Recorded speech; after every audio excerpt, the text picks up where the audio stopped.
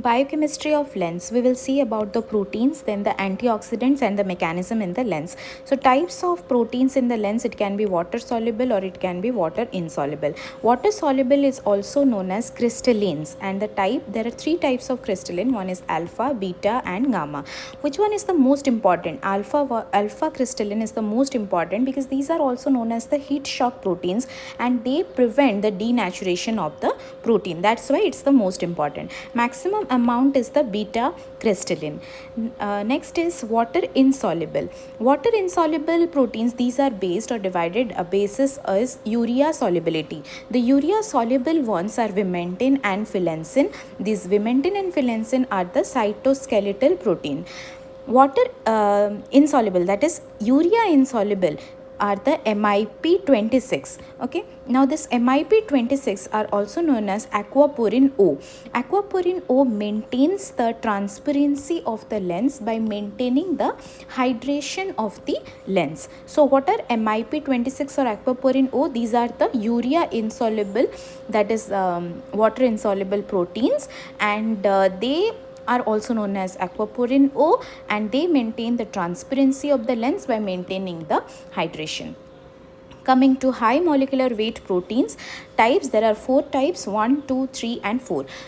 They are also divided based on water soluble or water insoluble. So water soluble is 1 and 2, and 3 and 4 are water insoluble. So if there is increase in 3 and 4, we can see it in case of cataract. So increase in high molecular weight protein 3 and high molecular weight 4 occurs in cataract. Before knowing the antioxidant mechanism in the lens, first of all, let us know what are the antioxidants which are present inside the lens. There are 6 antioxidants which are present inside the lens. One is vitamin C, vitamin E, glutathione reductase, then sodium dismutase, catalase and vitreous. Okay. Now, function of vitreous. This vitreous helps in maintaining low oxygen level around the lens. Okay, and its removal will increase the propensity for cataract.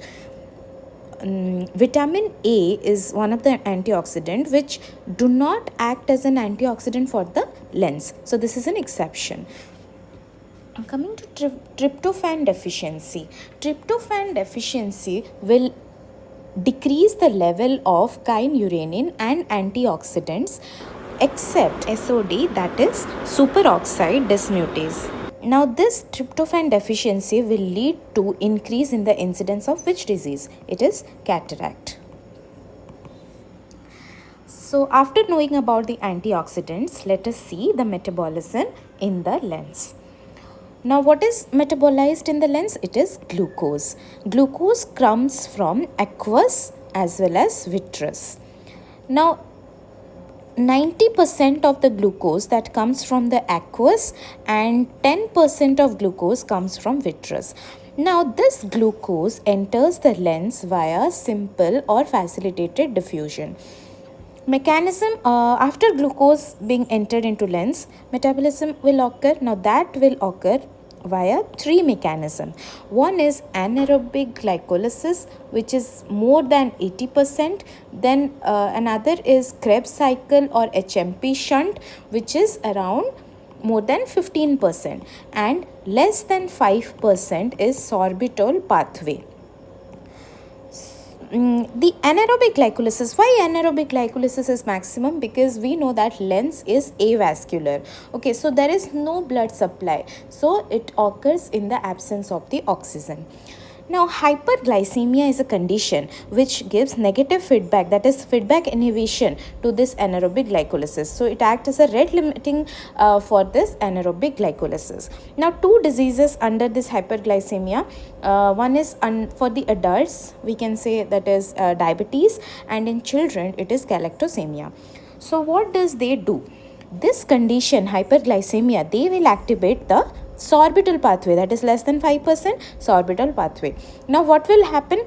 There is increase in the glucose. Now aldose reductase will act and convert it into sorbitol and fructose. This will get converted into fructose. Now sorbitol and fructose, they cannot diffuse out of the lens, so they are trapped inside. So that will lead to increase in the level of sugar, and This increase in level of sugar will lead to increase in the osmotic pressure, and hence there will be a flow of fluid inside the lens. Now if there will be fluid inside the lens, will it be transparent? No. So that will lead to the opaque or hazy lens. Okay, now this opaque and hazy lens, this is seen in case of cataract.